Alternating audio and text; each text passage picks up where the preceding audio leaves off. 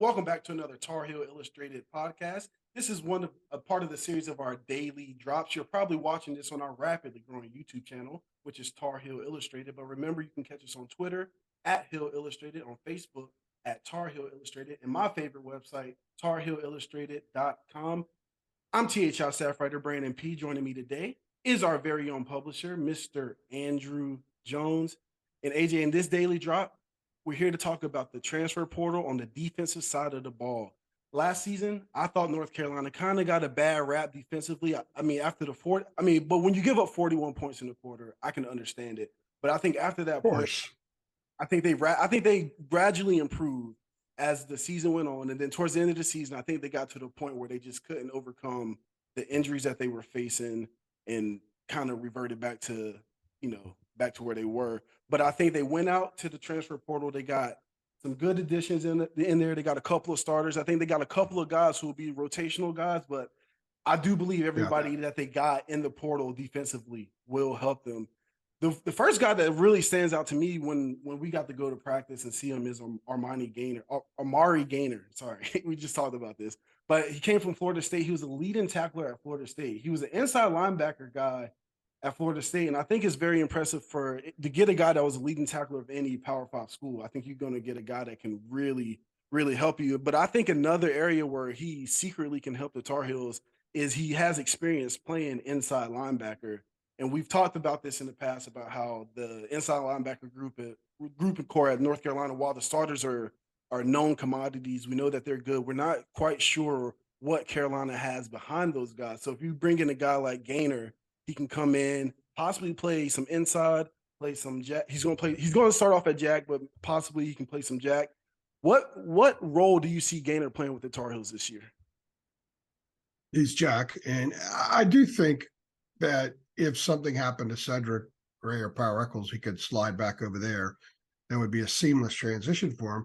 It has been a transition to learn how to play jack. You and I sat there at one of the practices and watched him follow Gene Chizik around. He was following him around almost like he was his caddy or something like that. And every time Gene would go walk to a certain player and he'd turn around and there's Amari right there. If he wasn't doing a rep, he was at Gene's hip. And I asked Gene about that during spring practice. And he said, yeah, he's at my hip all the time because he's learning. He's a sponge.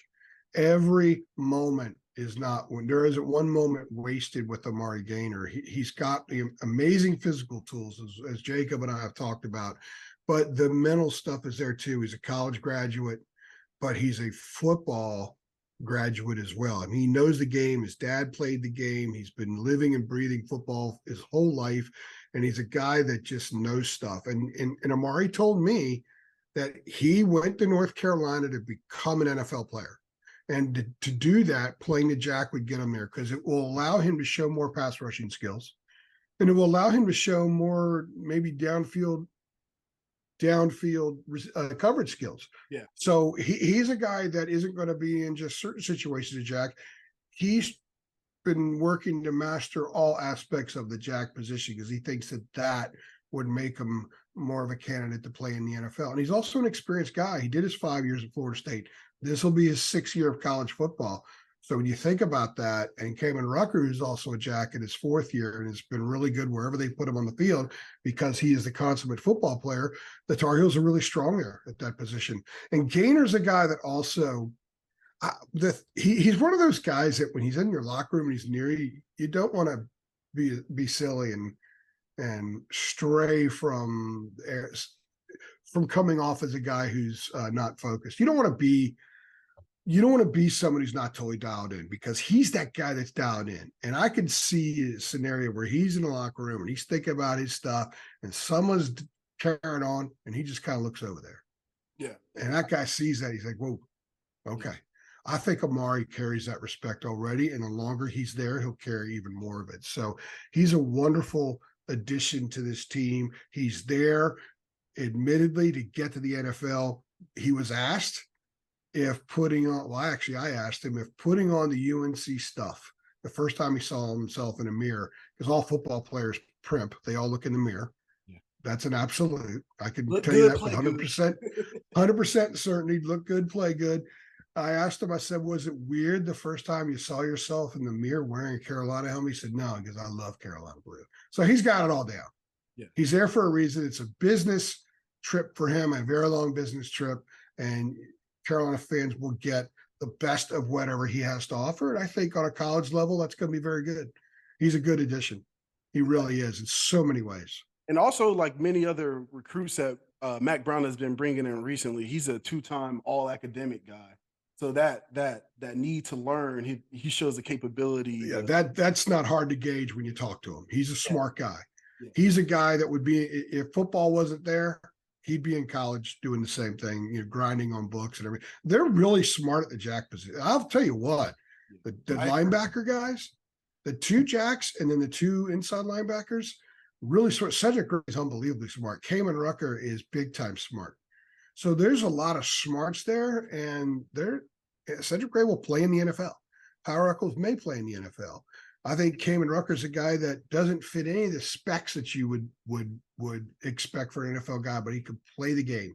Someone may find a spot for him. And I think Gainer has a chance as well. You could have at the linebacker position this year a lot of guys who are going to make some money at the next level, and that's fantastic to have. And to me, it's indicative that the defense has made progress forward because they are. But no offense to nothing bad about Noah Taylor last year. I thought Noah was really good, but Noah also had to play like 80 snaps a game until he got hurt. Now you're going to have fresher Gainer and a fresher Rucker because they're going to rotate a lot of the reps. They're going to be on the field at the same time every once in a while. They're going to be some. It allows Gene Chizik to throw some more unique looks at offenses, especially if the front line performs to expectation, which will give more flexibility behind them. Yeah, for sure. And speaking of behind them, outside of Gainer, every other addition that North Carolina made from the transfer portal to their roster came in the secondary, and obviously for good reason. North Carolina, we've reported on the struggles of North Carolina secondary in the past. We're not going to get into what happened in the past, but we are going to look forward to the future. And they went and they got Elijah Hussey, a guy who played at the FCS level, but also had 12 interceptions. And I know a lot of fans, when they hear about people at the FCS level, they get all weary. But he went against Mississippi State, had an interception. Yeah, I agree. Shouldn't. I think they come from everywhere. But good went against good competition, had an interception against Mississippi State. What I know he didn't play in the spring game, which was the most recent time that we saw the Tar Heels. But what have you seen? What did you see from Elijah Hussey over the course of the spring? Well, it's not just what I've seen; it's what I gauge talking to him and talking to Mac and Gene Chizik, and they both said, "Look, he finds the ball." So it doesn't matter whether you're at the FCS level, which is good, very good football. Especially, you'll have a lot more guys at the skill positions at FCS football that are somewhat like Power 5 skill position guys than you will at the line of scrimmage. So I think you can gauge more about how a guy could transition if he's a skilled player, and he's someone that could find the ball. So you said 12 interceptions East Tennessee State. He tied for the FCS lead last year with 6 interceptions. He was a first-team All-American at FCS. And what's interesting, I don't think he knew this, but they told him, we need to flip the field. We need a guy that can play the ball. Yeah. And that's one of the things we like a lot about you. And they did use that Mississippi State film to validate what they'd seen in the other games that he had played. And absolutely, he was the same. Max said he wasn't different. He wasn't a different looking player against Mississippi State as he was against, Western Carolina, as example. So I told him, I said, did you know that in the first 4 years of Mac Part 2, Carolina's cornerbacks combined for 8 interceptions? It kind of raised his eyebrows, didn't know, because he had 12. So he's a guy that's brought in because he could cover. And Mac says he's not just a cover guy, he can play the run. They think he's an NFL prospect. They believe he's got an excellent chance of making the NFL. He's very physical against the run. He could cover for a long time. And Gene Chizik said something that was really, really interesting about Elijah. And I gauge, sometimes coaches just give coach speak about kids, but when they say something different than what they usually say about other players that are pretty good, there's something to it, right?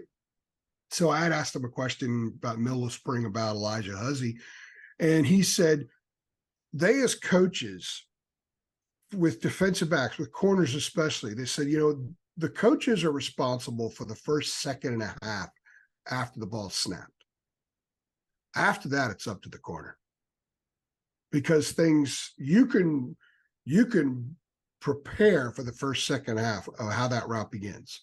Afterward, it's up to the guy. You're either going to make the play or you're not. And he said Elijah's one of those guys that gets to the second, third, and fourth second, and he's still winning that battle much more often than not. And not a lot of guys do that. So his coverage skills are there. He could play the run, and he could find the ball and catch it.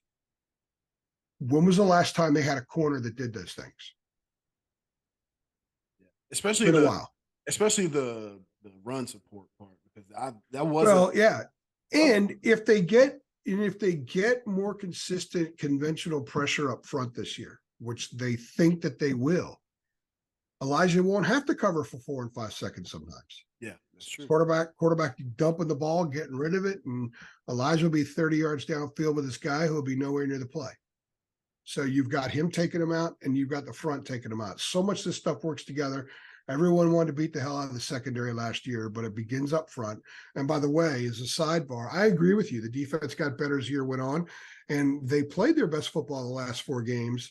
And they had different corners out there, by the way. They had Will Hardy at one of the safety spots. They had Marcus Allen out there. So, but Hussey is a guy that steps in, no doubt. I think he's a starter. I think he's a guy that Carolina fans are going to love. By the end of September, all Carolina fans, I think, will know who he is. Yeah, for sure.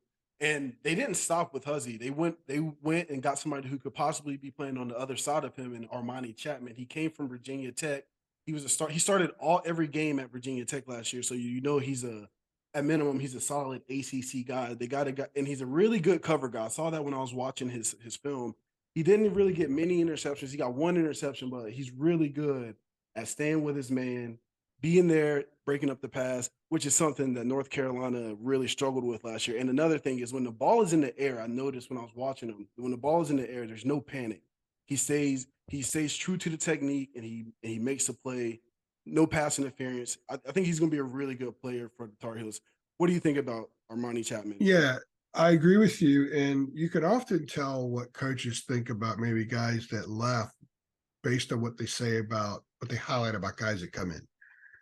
And both Gene and Max said that these two coming in, they see the ball.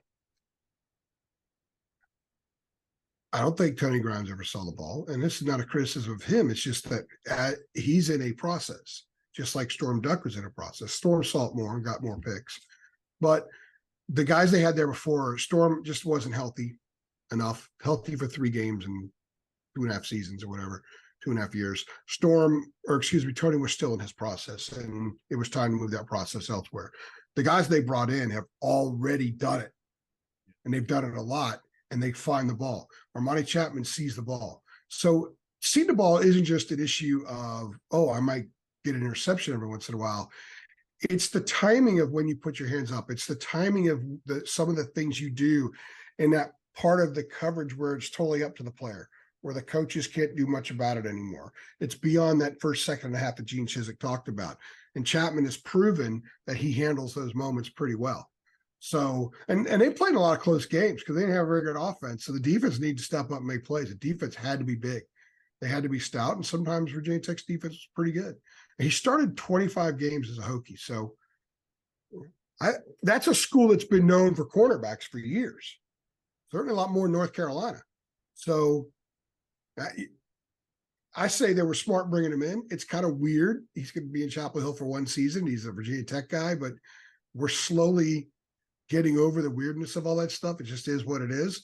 And again, he wanted opportunity, and Carolina gave him an opportunity. I don't think he's coming in to be the 5th cornerback after starting at Virginia Tech. So I would not be surprised to see Hussey and Chapman as your 2 starting corners this year. Yeah, and he's an ACC guy, so he's played the staff. North Carolina staff has seen him up close and personal. Same with they've schemed against him already, so they knew. Yeah, same with McCollum on the offensive side. They've seen him up close and personal, so the guys that they bring in from the ACC, I think they're pretty confident that of what those guys can do because they scouted them already.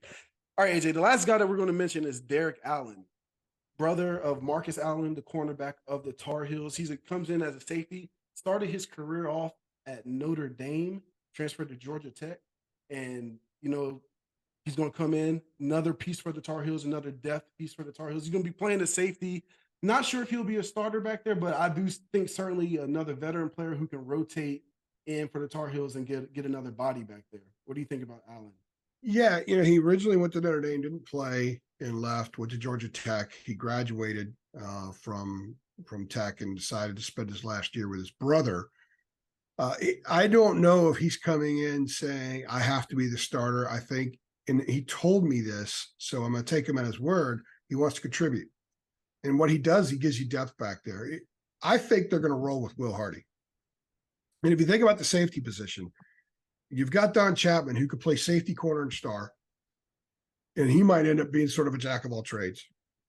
You got Gio Biggers, who was in a yellow jersey, but still started the spring game even in a yellow jersey, and he's a starter. He was a starter last year. And then Hardy, who I think they're going to roll with Hardy. I think Hardy's going to be really good someday, but he's still inexperienced. So then you've got Conley, Jaquarius Conley, who's coming off the injury, and even though he's full bill of health, he hasn't. Remember, we were talking about the mind and the body stuff.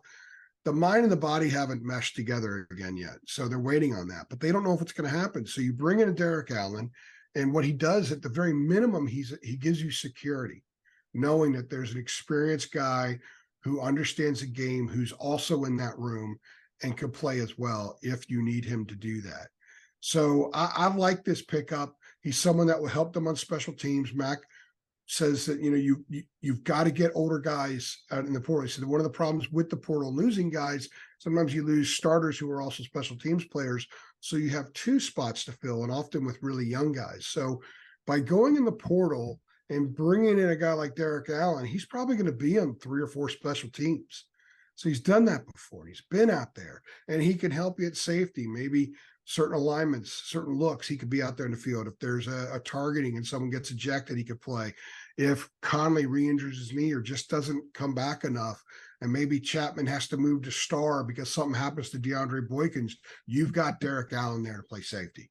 Yeah. Maybe Will Hardy is still a year away from being a 65 play a game guy, and you've got Derek Allen there. So I think that was a wonderful pickup because it gives them the opportunity to have a little bit of flexibility with some of the other guys, but also some security, knowing if stuff happens, and stuff usually happens in this team secondary, that you've got a dude there that you could plug in and not be all that concerned about. I think there'll be a lot of trust from the coaches if he's playing. I don't know if he's starter material with this group, but if pressed into duty, I think you could do a lot worse.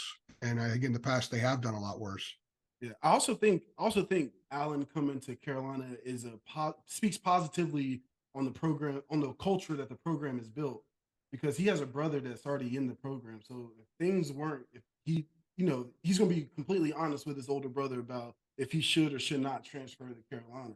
So the fact that people inside the Carolina's locker room are champion for other players to come play for Carolina, I think that really speaks on the culture that Mac Brown has built at Carolina. There's no doubt, and also on Marcus Allen, and also I think the changes that were made with Dre moving on and bringing in Jason Jones and having Jason Jones and Charlotte Warren back there. I think part of this is a Warren thing too. I believe that Warren and Chizik have anchored down and they're sticking around for a while, and I think that with what they did in the portal is part of that, because there was a lot of belief. Because Hussey has 2 years, Chapman has 1, Hussey has 2, Allen has 1, Gaynor has 1. On offense, we talked about the offense one in a different pod, but Lampkin has 2, Walker has 2, McCollum has 2. So they're.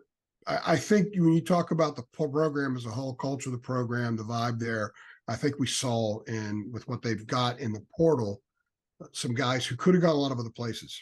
I mean, Tez Walker could have gone spat anywhere, but he wanted to play with Drake May. So Nate McCollum, and they want to be a part of North Carolina. Tez, who's from Charlotte, wasn't interested in Carolina at first because he didn't want to play for Larry Fedora. He said that on the record.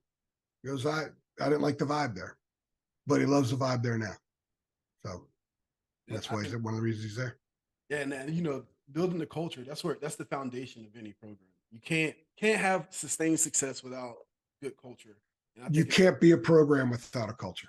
yeah, and I think Mac Brown is You could be a series of teams, yeah. Yeah. but not a program. A Yeah. program and a series of teams are different things. Mac has a program, and I think the last 5 months, the program has been elevated. It's a different podcast for a different day, but I think when you look at the quality of the guys they got in the portal, that speaks to the fact that this is a program. And these 4 guys we talked about, they're going to make Carolina better. There's no doubt about it. Well, AJ, I think that's a good place to stop before we go off on another tangent. And for Tar Heel I do that too Illustrated, often. Yeah. For Tar Heel Illustrated, I've been Brandon P. He's Andrew Jones. Thank you for watching. Thanks.